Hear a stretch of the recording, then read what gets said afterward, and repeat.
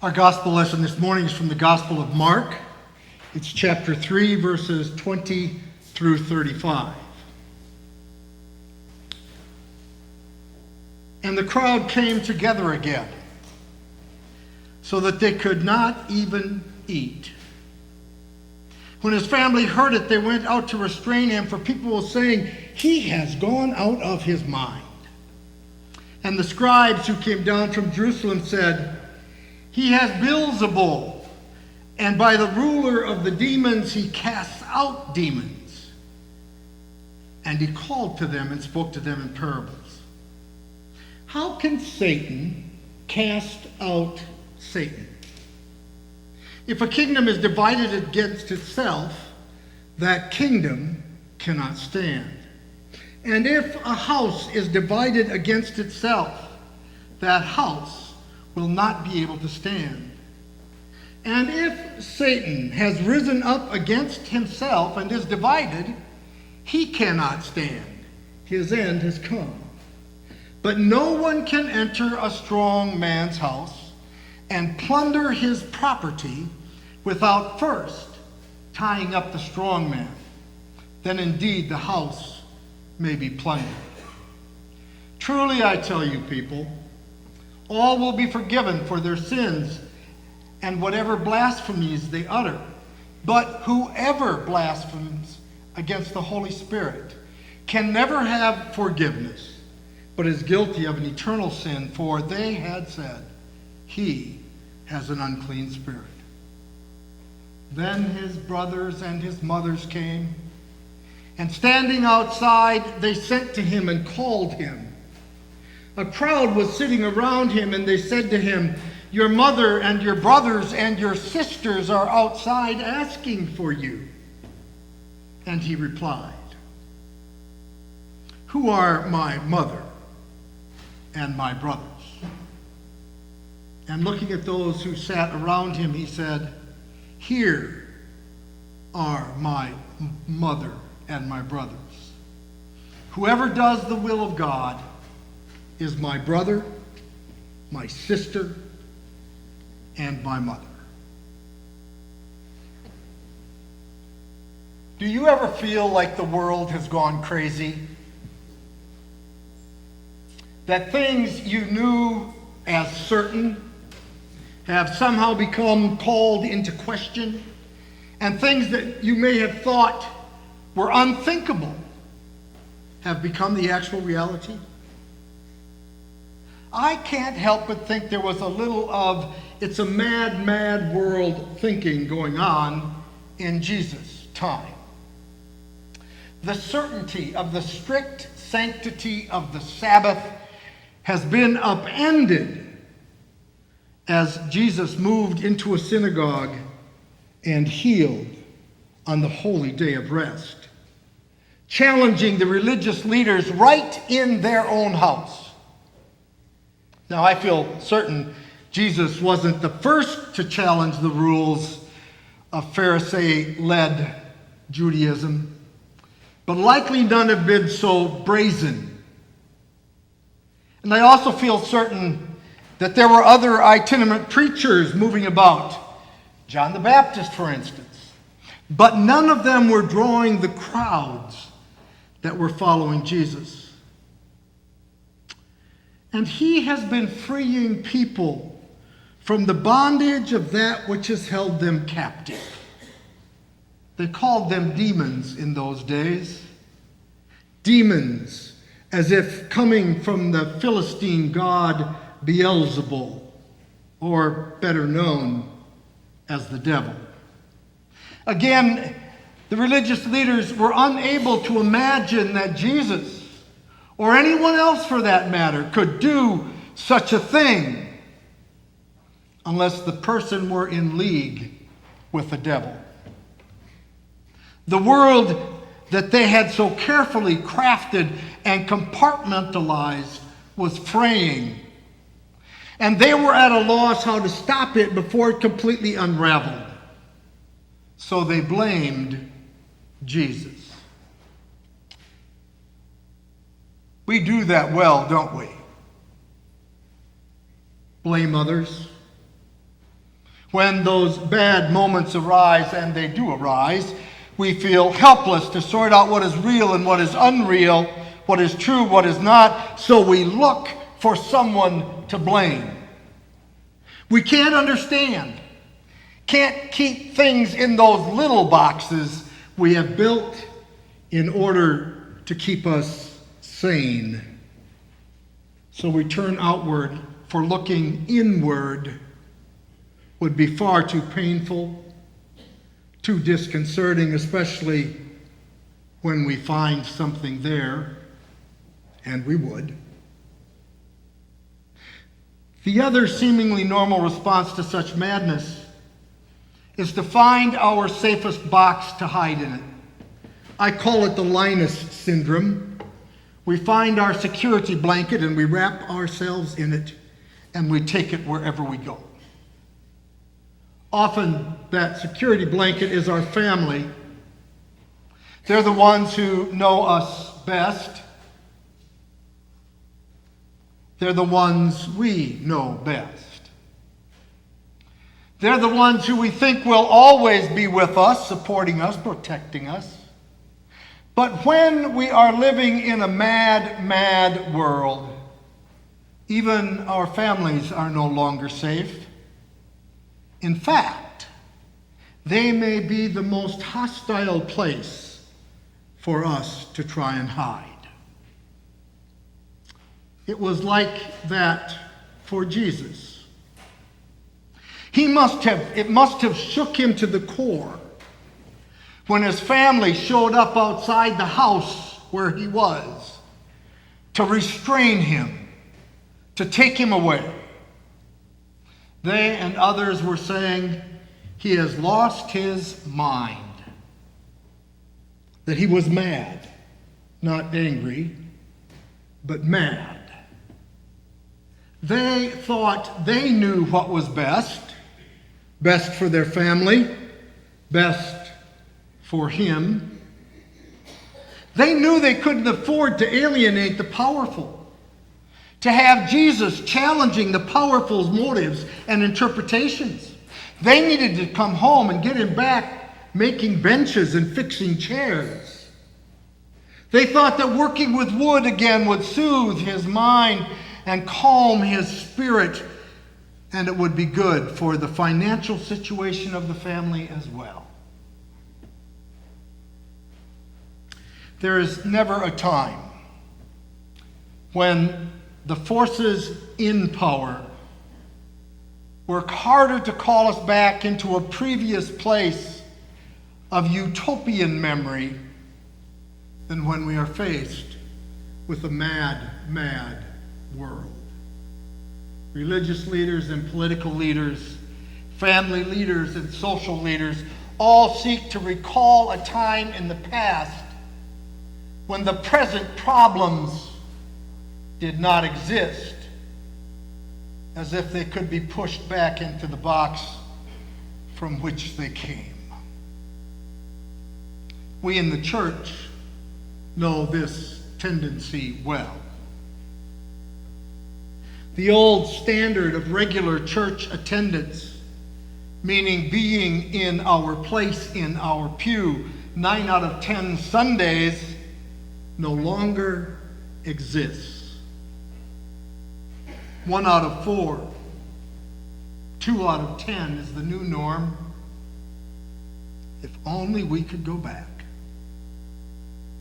The old blue laws, protecting Sundays from being taken over by the marketplace, and Wednesday evenings being wrenched from the hands of church programming, those days are gone. If only we could go back. Things were great then, weren't they? Or were they? And even if they were, going back is not an option. Going back is an illusion. Yes, it's a mad, mad world out there, and we're mad about it. It's at such a time when things seem at their worst that innovation occurs.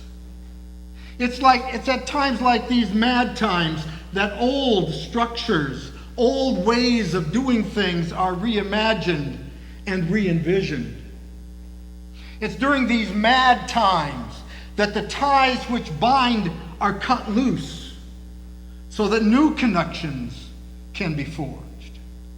It's at these mad times when creativity is embraced and new ways of looking at old problems results in new opportunities and potential new solutions. This was Jesus' time. And this is our time. Jesus could have turned back. He could have taken the easy way of the road already traveled.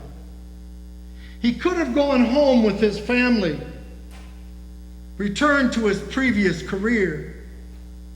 He could have worked with his hands, making benches and chairs. He could have had some sense of privacy and normalcy. He could have left things unchanged. The status quo is, after all, the status quo. But instead, Jesus innovates. He looks around and sees his followers and their concern mingled with excitement as he creates a new family. You are my mother. You are my brothers. You are my sisters. That room, that house filled with relative strangers. After all, he only called his 12 disciples in the verses preceding our reading this morning. So these relative strangers become his new relatives, his new family. They already knew him better than his old family. They knew he wasn't mad. They knew he didn't need to be restrained. And while they might not have known where all this was going to lead, they were ready and willing to follow, to discover what new things might come to pass. They were ready to move into the future, leaving the past as the past. Friends, it's a mad, mad world. People are angry. Some angry enough to want to return to the past. Some angry enough to seek new ways, to take new roads. Some angry enough to strike out. Some are asking why it can't be like it was, forgetting that the way it wasn't all that wonderful. Some are pushing forward, assuming that anything new is better than what was being done before. And we know that neither of those is the answer. I wonder what innovations Jesus is calling us to today. This us being us. Are there sacred cows here? Sacred cows of bygone days that are still sacred and need to be sacrificed? I wonder what we are holding on to. What things whose times have passed. What is it that we do in a day when every single person in this room has a cell phone on them? Can be playing games or broadcasting this service live. Can be posting on Facebook. Can have can instantly know where their family member is. All you have to do is look at Google Maps. My wife right now is in Williamsburg, Virginia.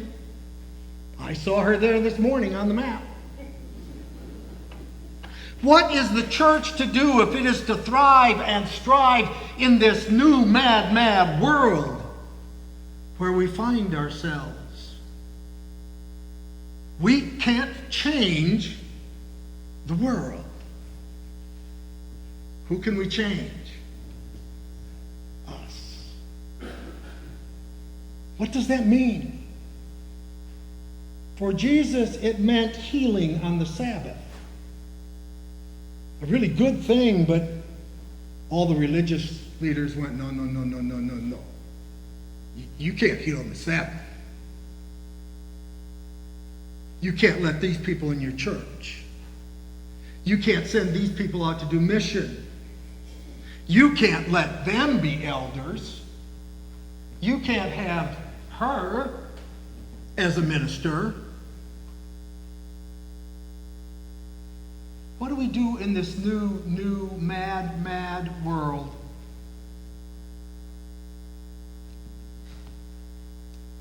Peter W. Marty, the son of Martin Marty, a well-known scholar. Peter is the publisher of the Christian Century. And in one of the recent articles which he penned, he spoke about what he was observing in churches that are thriving today. This is what he says. Christian congregations that know how to move with spontaneity, but which enjoy order within spontaneity, are what I call legato congregations, smoothly operating congregations. They don't obsess over rules, yet they understand the need for process. They don't have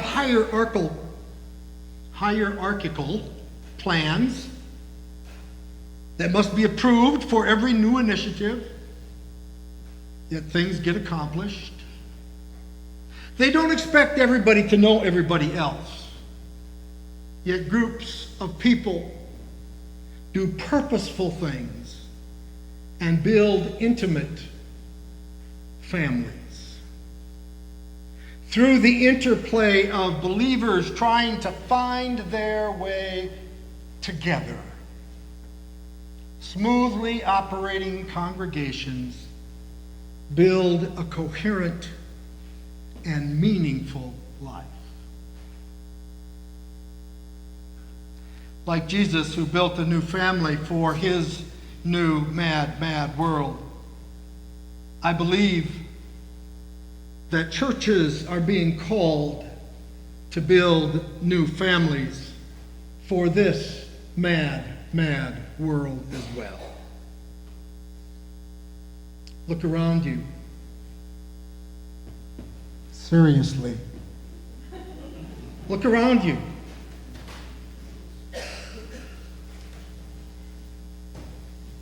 There are people that speak Hispanic languages here. There are people who are deaf and speak with their hands. There are people who have darker skin tones than the rest of us. There are people who are getting up in age and people who are younger in age. There's a wonderful Stuart from Stuart School, a wonderful student here with us, been coming for a couple of months. There are people who are gay and lesbian here this morning. Look around this space, for you are my mother, and you are my sisters, and you are my brothers, and we are family.